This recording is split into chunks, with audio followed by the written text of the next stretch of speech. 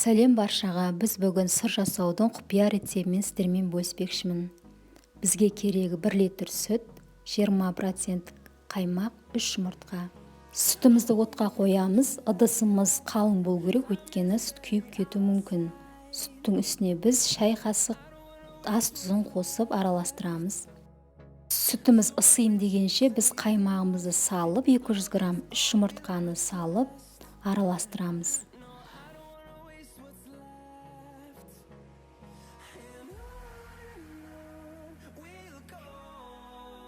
Араласқан массамыз міне осылай болып шығады. Сүтіміз қайнап кетпеу керек. Қайнайтынға дейін жаңағы біз сұйықтығымызды салып, жұмыртқамыз пісіп кетпеу үшін тез араластырып тұрамыз.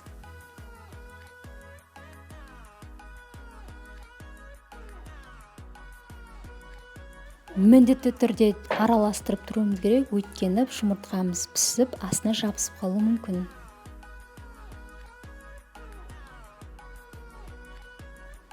Қайнатып жатқан сұйықтығымыз айран секілді болады.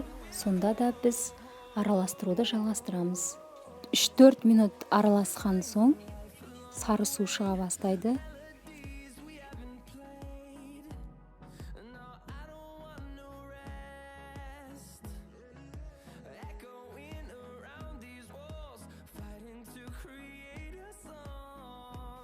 Сұйықтығымыз дайын.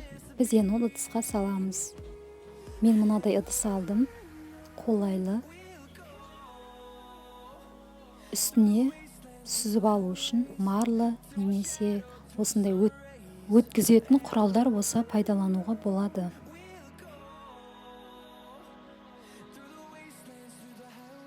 Сұйықтығымызды құямыз ақырындап.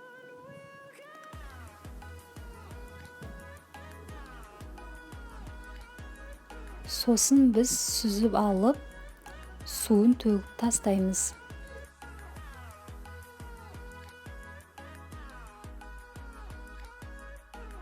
Осылай етіп сүзіп аламыз. Сүзіп алған сүзбеміз осылай шықты.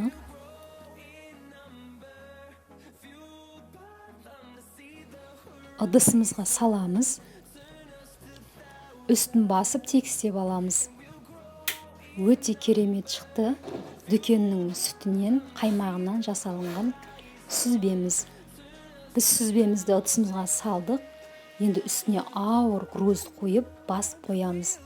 Бір-біріне жабысып, нығыздалу үшін 1 сағатқа қойып қойған сырымыз дайын болды. Сырымыз өте нәзік, жұмсақ, өте керемет шықты. Сырымыз 10 минуттың ішінде дайын болатын, әрі қарапайым рецепттермен дайындалатын сыр.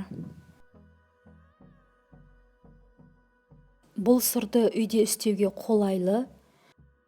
Дайындап көрулеріңізге ұсынамын. Істеп көрсеңіздер ғашық боласыздар.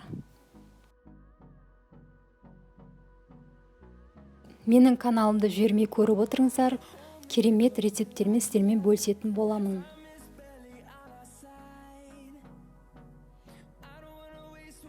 Егер де біздің канал ұнап жатса, бізге лайк басып, бізге тіркеліп, қоңырау шалын шалып кеттіңіздер.